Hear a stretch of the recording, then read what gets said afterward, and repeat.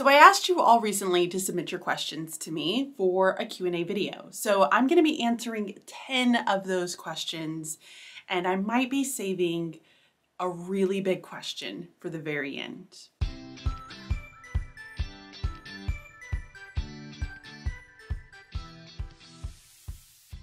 So I'm not going to waste any time here. I'm just going to jump right on in and start answering some of the questions that you guys have for me. The first question that I received is, how do I differentiate instruction when I have a wide range of reading levels? Man, this question is probably the one that as literacy teachers we struggle with the most, right? Because you are a grade level teacher, you're supposed to teach grade level content, and how are you supposed to teach that grade level content when they're expected to read on grade level and yet they're not reading on grade level? And you have to support them with so many different needs. And one of the things that I think I have learned over the year of being in the position that I'm in is that a lot of the issues that we're seeing, especially with the high numbers of students that are not on grade level content, is that there is a problem with the core instruction, meaning there's not consistency, there's not evidence-based practices that are being utilized. We're not taking the time to really dig into the data of it and understanding how we are supposed to be supporting our students when it comes to the differentiation and all the different reading levels that we have in the class. So what I would tell you is to first determine what are the various levels that you have going on inside of your classroom. You need to utilize assessments, whether it is your universal screener, so maybe you're doing a benchmark. These are typically given 3 times a year, so at the beginning, middle, and then the end, to be able to collect data and determine where are these students struggling. And then from there, you might want to have some informal diagnostic assessments that you are putting into play there with some of your students who are struggling. And the diagnostic assessment is really going to give you an idea of what specifically do you need to try to help fill in for this particular student. So you might be using like a phonics survey. There's some that are online for free. A spelling inventory, you could be doing a phonological awareness assessment. So the PAST is another one that's more of a diagnostic and starts to break down some of those components under phonological awareness. And then start offering some of those supports within small group. The other thing that I would recommend for you is to look a little bit more into Universal Design for Learning. Now, UDL, Universal Design for Learning, is a method for being proactive when it comes to planning out your lessons. And when you're proactive for planning out those lessons, then you can, basically you're answering this question of, if I don't know where my students are, and I don't know any of these students, how can I ensure that every student is going to have access to the content material that I'm delivering? And so it allows you to rethink about how are you offering material to your students. So you're asking, what is the purpose? How am I going to ensure that students who are unable to write, how are they going to submit content? If students are not able to read, how are they going to submit content? And a lot of the times I utilized QR codes. I had the readings that were already available to students that were struggling with that piece. So there's so many different things that you can do, and maybe I will end up doing a series of videos throughout the year trying to offer some tips and advice and strategies for how to be able to support it. Because I'm going to be honest, it's one of those questions that it's like, wow, it's a loaded question. So there is a lot to be able to answer there for you when it comes to that. Just know that at the end of the day, you are not the only teacher that's out there that is really struggling with differentiating and supporting the needs and the levels of all of the students that are inside of that classroom. And it's because we really have to rethink just as like a school, an educational system of how are we delivering literacy instruction to those students to ensure that everybody is successful at the end of the day. So I feel like I answered it, but I didn't answer it at the same time. And I will work to see if I can come up with maybe some videos in the near future to help support you with those needs. Okay, the next question that I have is, what was the transition from teacher to trainer like for you? Whew. This is a good question. I was really excited to have the opportunity when I first got the job as a staff developer which was last year for me. So I've been a full year out of the classroom, and I was just trying to soak in all of the information. I remember specifically people asking me, "Hey Bridget, how are you loving your job? Do you like your job? Like, are you enjoying it?" And I could never tell them yes. And it was because I didn't feel confident. So moving from a teacher to a trainer, I felt very lost at times. A lot of the times, the majority of times, lost when it came to just feeling confident and feeling like I had it together, because it was such a different beast than what it is like being in the classroom. You know, in the classroom, you have this ability to be able to manage everything, right? Like I was very controlling of all of the things, from my planning to my prepping. I liked having a schedule, even though some of my schedules were CRAP, because, you know, specials, some days specials, no days, like it was a hot mess. However, I had a structure and I could follow it. And in this job, I didn't have a structure. So one, not feeling as though that I was competent enough for the position itself was hard for me. Two, not feeling like I was doing a good job because I was comparing it to my time in the classroom, which I felt like a good teacher. I may not have been like the best teacher, but I felt like a really good teacher in the classroom. And then three, not having a consistent routine and feeling like every day I'm just trying to like figure out what's going on was really, really hard for me. So it was rocky. It was a really, really rocky journey. And it's still rocky because now I'm being put into math, which I've taught math, but to say that I am as well-versed in math like I am in literacy, I mean, I'm not as proficient in it. So I'm definitely learning, I'm definitely growing when it comes to that, and putting into a lot of my educational philosophies of what learning should look like into kind of that math realm. So it's kind of translating from one to the other, and then just kind of picking up on some of the things and reflecting back on my time as a math teacher is going to be the biggest piece this year. But overall, I mean, it was a bit of a mess, I'm just gonna say, but I am appreciative. I am so appreciative of the opportunity to be able to grow and learn and work with some of the individuals that I'm working with, because there are some very brilliant people in education, but it's just learning how to systematize it, share out information, and getting people to be more aware of how to use that information in their classrooms. That's the hard part. So it's figuring how to create that bridge from research to practice, which that's what I'm here for, right? I'm meant to help build that bridge of research to practice, which is something that we're always striving to do, right? That's kind of the goal. So yeah, rocky, but it's great. Independent reading versus book clubs. Book clubs with paperwork or no. Okay, independent reading versus book clubs. So I'm probably going to ruffle some feathers saying this. So I was never the teacher, even as a 6th grade literacy teacher, I was never the teacher to be like, oh, we're all reading the same book, or we're doing book clubs during the year. Mainly because the complexities in which our standards are written and getting kids to go in depth enough and have conversations and reflect and be able to tie everything together, I wanted it to be fairly quickly. Or I wanted it to happen fairly quickly. And I felt as though if we were doing it with a book club, man, it was gonna take forever for the kids just to read the flipping book.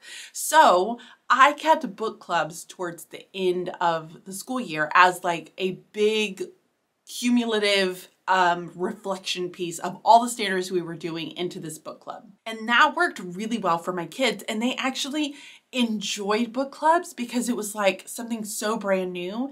And so at the end of the year, when I needed the novelty of something new to be able to keep them focused for the end of the year, because, you know, summer, they're excited. Book clubs did a really great job of that because they had never experienced it. They felt very independent. They were had a really good understanding of the standards and the skills that we had already learned. And it was almost a review slash kind of a putting it all together piece. So I, during the year, did a lot more independent reading. And in some cases, that independent reading may have been like, hey, we're all reading the short story together as a group. but like it's short. I'm not going to do a huge book club. So I did have those. And then of course they had their independent reading books that they would read throughout the year. But then book clubs were the end of the year. So I think I did it towards like the end of April. It was right around testing season, or maybe the end of testing season, when I would launch my book clubs. But I would give myself a good 3 weeks with that book club, maybe one extra week just in case there was something that ended up happening, because it's the end of the year and there's too many things that are happening at the end of the year. And then that way I had some wiggle room, some buffer room to be able to play with. So that's what I would say for that. As far as the second part, when it comes to book clubs and paperwork, I think it all goes down to the purpose. What is the purpose of book clubs? Why are you wanting your students to be able to engage with it? And is it more based on the conversation? Because when I think of a book club, I think about having conversations. I think about sitting around and processing, what is happening in what we're reading and sharing our thoughts with one another. And if that's the case, then I'm going to limit the amount of like paperwork that I'm going to have them do and focus more on getting them prepared to have those conversations with one another, which is something that we do throughout the year to help build that for them. I would ask you to think about purpose, and then I would then allow that purpose to drive whether or not you want to have paperwork or give them certain assignments. Now, there's not to say that you won't do any assignments. For me, I would do an end of the week reflection. So I would always have my kids, like by the end of the week, they've read this many chapters, I want you to reflect on the following question. And they would have to submit a discussion board, which would be about 2 to 3 paragraphs of writing, which is what my expectation was for like 6th grade. So you can always limit that back for 4th and 5th grade. But that was me because I value conversation. I value those opportunities to process with one another more often than I do them actually like submitting a worksheet or something to that extent at the end of the day. Like that's just not what I wanted from my students. Next question. First, longtime viewer, follower. Thanks. What are some of the best ways to maximize instruction during rotations and decrease times during transition? So if you're trying to maximize your instructional time, I'm going to ask you to think about simplifying your instruction. How can you make it as simple as possible? That means cutting out all the fluff, cutting out all the extra stuff, because a lot of the times the things that we're doing inside of our classroom is because we saw it on Pinterest, or we saw it on Instagram, or we saw it here and we wanted to try this out because we think it's going to be a good idea and it's going to hold kids accountable. A lot of the times we're adding too many things in, and that's preventing us from maximizing our instructional time. So you need to think more about the purpose. What do you want kids to be able to do? And if you've been following me for long enough, then you know for me, conversation is key, collaboration is key, and really having those discussions as a class and getting them thinking and writing is always going to be the piece that I strive for the most. So that's where I want the majority of my instruction to be held. And so I try to cut everything else out as much as possible so that I can focus in on building that with my students. As far as transition time, set goals with your students. Tell them, hey, I'm going to put a timer on. You have 2 minutes to be able to do this. If you take longer than 2 minutes, I'm cutting out time from your time. Like, you can't waste my time instructionally because you're horse playing. Then I'm going to take away your time during recess because you were horse playing, and we can spend that time instructionally so that I can get my time back. So you can set up goals with them. I did an entire video on like behavior management for positive reinforcement. I will get that linked for you so that you can go and check that one out, because I did some different ideas there that you can incentivize students to be able to kind of be perky when it comes to that transition time. And then ask, why is it that I'm transitioning? What is happening during this transition? How can I, again, simplify the process? If we're overcomplicating it, like you got to go put your stuff here, then you have to go put this away, then you need to go put your name over here, and then you need to go and sit down. Woo! Like a lot of the times kids don't even have the executive function to be able to remember all of those steps. So limiting things as much as possible, cutting things back as much as possible is going to be key to making sure that you can maximize that time and decrease your transitional like horseplay time that students tend to have. I love this question. What's your favorite moment of your career? One that you go back to on bad days. Oh man. So typically these are the ones where I feel like they just make me laugh, or they make me smile. One is gonna be kind of silly and embarrassing, but I'm gonna tell it anyways. So it was right around like COVID time. And I remember that I had some jalapenos in the back of my garden, and I went to pick those jalapenos and I cut them and I put them in, we were doing like jalapeno poppers. Y'all, I must have gotten like a jalapeno burn. My hand was on fire, fire for like 2 or 3 days, to the point where I could not think about anything else because my hand was burning so much. And I remember it was one of my Mac team groups. It was, I think they were 5th graders at that time. But I was trying everything under the book, and bless those kids, they were all looking up how to get rid of a jalapeno burn.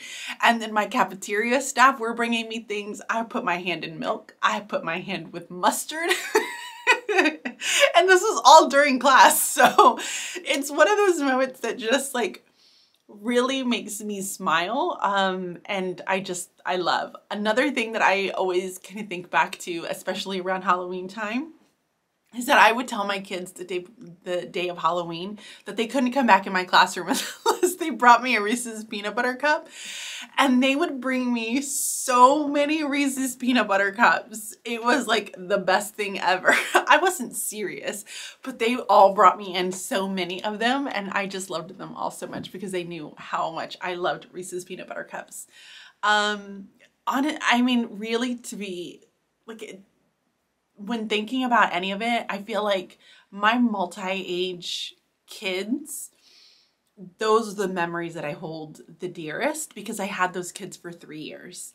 And so those kids, like those cohorts that I had, they just always have a special place in my heart, because we just had so many amazing moments, like the laughs, like the learning, the conversations that they would have. Like, they were just some of the best days, like playing basketball with them, like out on a recess, or just like them begging me to read and like just hanging out and reading. And I just loved those kids so, so much. So they are definitely the highlight of my career. In fact, when I present and I tell people that I was a multi-age teacher and I taught 4th, 5th, and 6th grade, I will always tell them those were the highlight of my career. Those were the best years of my career. And I learned so much from them, and just from the experience overall. So that's what I would end up saying. Oh, I don't ever want to have a jalapeno burn again. I like this question too. How do you organize in your new role? I wish I could tell you. Okay, so let's break this down when it comes to organization, right? Like, we have the organization of like time management and, you know, the calendar and all those things. And then we have like the organization of just materials. I'm going to kind of separate the two. So for me, being a staff developer for an educational agency, that means that I work with 3 different counties. That's 25 school districts and about 25 to 30 non-pub schools. These are charter schools. And so for me, my calendar dictates everything that I do. I live by my calendar. So it is very much broken down into chunks of, I'm doing this during this time. I'm doing this during this time. And I have it color coded for the days that I'm at home and the days that I'm away. So making sure that I'm constantly going back, keeping my Google Drive clear is key as well. So I will often put these slide decks that I'm currently working on, like on my main Google Drive page, like underneath all of my folders. And then as I'm done, I will move those slide decks to a different folder to get stored. That way I can kind of stay up to date of, oh, these are the slide decks that I need to be focusing on right now, because this is what's going to be coming up in the next month or so. So that's my way of being able to organize it, along with color coding everything inside of my calendar. Also helps me stay organized. But I did notice last year, because I tried a couple of things, like in my calendar, I would have different initiatives, different colors, and that just became too much. So I do think that there is something to be said about over color coding to the point that you can't even remember or read it. So for me, I like just to be able to differentiate of, do I have to be home or do I need to be away? And if I need to be away, I'm going to focus on why am I going to be going somewhere and start to kind of schedule out that time of like, when do I leave? When do I come back? Making sure I need to take a lunch, like all of those things. So calendar is helpful. Having a cleared Google Drive is very, very helpful. As far as materials goes, I'm gonna be honest, I haven't figured that part out yet. Like, I wish I could tell you that I had a great system, and that's something that I am currently working on. I have things organized as far as like in their own sleeves, like a plastic sleeve itself that everything just gets stored in for a particular session. I have manipulatives stored in their own little baggies, but I don't have them kind of all, it's just a bit of a mess. And it's something that I'm still trying to figure out how to make it work for me. So all of the materials that I do for my sessions stay here at home because a lot of them are my materials that I've purchased. But my office is also an hour away. So having the office an hour away makes it really challenging for me to be like, oh, let me go grab the materials that I need for this session tomorrow. No, because I'm not going to drive an hour there and then an hour back. That is a huge waste of my time and also gas. So I just keep everything here and then just take the things that I need and kind of prep for sessions the day before. And I have a nice little like rolling basket that or crate that I use for when I'm presenting to be able to organize things. So I'm getting there. It's just finding a home for everything that I have to kind of solidify. And that's the part that I'm currently working on. How do you differentiate your instructions and record data for your students? What kind of interventions do you provide for those students that are struggling? Whew, okay. Well, this is a question that would take me about 3 full days to be able to answer. So let's break this down a little bit. So how do I differentiate my instructions and record data for your students? When you talk about instructions, are you meaning like, here are the things that I want you to be able to do? And again, I'm going to go back to the first question that I answered and say, I want you to think about UDL practices, like universal design for learning, and what are the ways that you can scaffold it and support all students and give everybody access. And it's really just about presenting the information in different ways or requesting them to demonstrate their learning in different ways. And that is going to be the biggest key when it comes to differentiation. As far as recording data for my students, it depends on the type of data that you're trying to record. So for me, I had a binder inside of my classroom. That binder was broken down by the types of assessments that I delivered based on the assessments collected for the school. So the school was dictating the assessments that I needed to submit. So my writing assessments, I had like running records. I had other different types of assessments that I would collect, and I would basically get all of their pages. I would then score them, and I had a spreadsheet that had categories for each of the different scores that I would pull together, and then like a cumulative score at the very end. So I would break them down, and then I would start to assign them colors based on where they were for their levels. And that allowed me to understand, okay, here's where I need to assist students based on where they're falling within the data itself. But then you also have data that you're collecting throughout class. And this type of data, which is your formative assessments, these are going to dictate whether or not your students are actually learning the content that you're teaching. So this could be as simple as I had a checklist, and I would give pluses and minuses based on the learning target for the day. So I would have the learning target up at the very top, and then as I was walking around, I had my clipboard and I would do pluses and minuses, and that would allow me to determine if I needed to pull some form of flexible grouping. So there's different types of data that you have to be able to collect, and there's really no one perfect way to be able to do this, but I think this is also another really great topic for another great video. So stay tuned. I will share something very close in the future. And then you asked, what kind of interventions do I provide for those students that are struggling? It's all about going back to that universal screener. What is it that your students are struggling with? Where are their scores kind of falling? Just know that if it's, if they're like red all over, you're not going to be able to do everything, right? Focus on the word recognition skills in the very beginning. So building phonics instruction, phonological awareness, because they have to have that in order to then be able to apply it to their reading.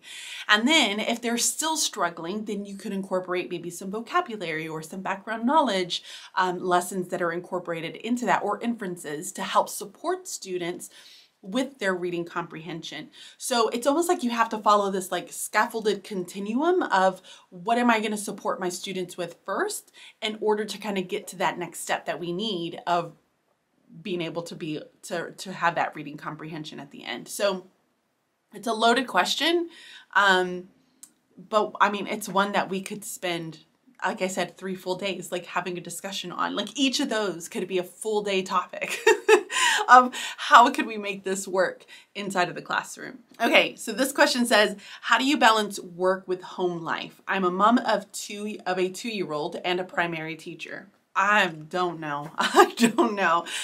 Honestly, like I am very lucky in the sense that my husband is incredibly helpful.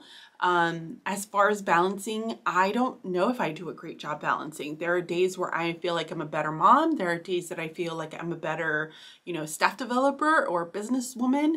I have gotten really good at having routines, and I have gotten really good at, focusing on the things that I need to get done. So I'm going to be honest, like I don't watch a lot of TV. I don't have friends. Like I don't go places. I don't do things with people. I don't go out to eat because it takes too much time. So I sacrifice in a lot of different areas to be able to do the things that I'm wanting to do. So when I was in the classroom, I got my butt up early and I would be at school at like 6:15, 6:30, and I didn't need to be there until like 8:30. So it really is all about like, where can I change my time so that I can have it somewhere else later on? And I think that's the biggest thing. And I've leaned on the people around me. And even when I was a single mom, so when I had Ian and it was just Ian and I, it was the same thing. Like I would take Ian with me, like, oh, bless that baby. Like I probably wouldn't have gotten there as early, but as early as what I used to. But I would take him with me and I would try to organize things, and I would stay up late working, or I would have him and he would be eating and I would be cutting something out, and I was trying my very best to multitask. I'm not going to say that I was the best mom ever. I probably wasn't. I have my faults, but I did the best that I could. So I lean on the people around me. I sacrifice a lot in my life in order to do the things that I'm currently doing. So please don't think that I have a great life, a perfect life. Like I don't. It's very average. And I just kind of shuffle things around and decide when am I going to do certain things in order to make other things work for me. So that's what I would end up saying to that question. 2 more questions. How do you fit in all of the components to a great ELA, word study, writing, grammar, reading centers, etc. schedule in a 90-minute period with transition time? Oh, and throw in social studies in that time frame as well. So I was the same way. I had social studies and I had a 90-minute time frame. And I will tell you that I did not teach social studies every single day. I did 3 days of writing, 3 days of social studies, and I incorporated a lot of social studies and writing into my reading time as well. So integration as much as possible saved my life. So I had a 6-day cycle that I would follow. 3 days of writing, 3 days of social studies. I kept those together. I didn't alternate because to me that was going to be too confusing.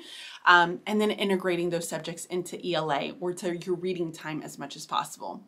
And then you have to ask yourself the purpose for some of these other things, like centers. Do you have to have them? Are they going to be the thing that's going to help give you the biggest bang for your buck? No, they're not. Centers are not going to drive your instruction whatsoever. What is going to increase your student outcomes is you explicitly teaching and giving them feedback and practice.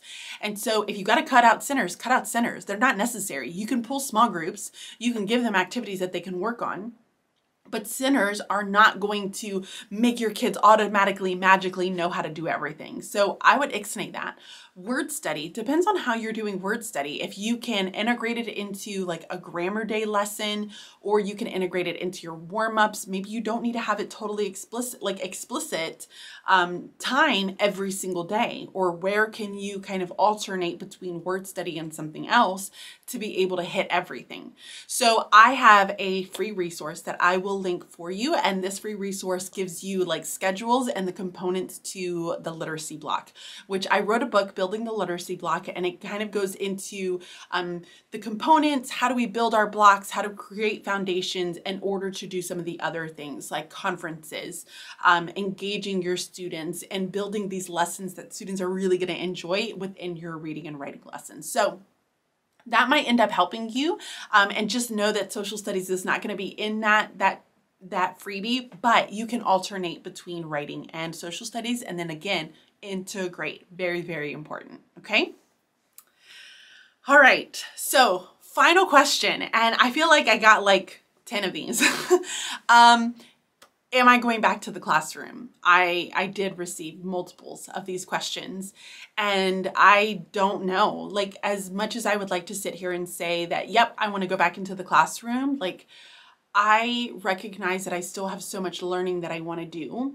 I am benefiting and doing something different for the state, the Department of Education for the state. And I'm going to continue trying to see where this is going to take me. I can't say that I'm never going to go back to the classroom, but the things that I want to be able to do and grow as a professional, this position is going to allow me to do that. So I'm going to stick to where I am right now. I'm not going to be going back into the classroom. I don't see myself going back into the classroom last year or next year. And yeah, I mean, we're going to take it year by year and see where this goes. But I'm really enjoying this. I'm loving the opportunities to learn and grow as a professional.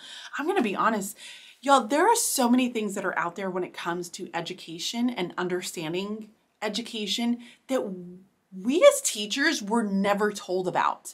It's almost like somebody locks all the information up and then nobody ever shares it. And so I'm learning so much to be able to deliver and help everybody else understand how to put it into practice. So I truly am trying to think about like all these crazy ideas and terms and research that's out there and give very actionable and simple steps of how this looks within the classroom. And if you have not already joined, the Bridging Literacy community is open. Make sure to join. You can cancel at any time. And a lot of the learning, a lot of the research, a lot of the resources that I talk about is in that community. It's a way for you to develop as a professional, feel like you're getting the support that you need, because let's be honest, a lot of schools are not doing that because they're limited with their manpower. And it's going to give you resources to help support you and your students when it comes to the lessons that you're creating. So join it. Again, cancel at any time, month by month. You can buy the year. It saves 2 months out of the year, and you can cancel it whenever you want. It's super simple.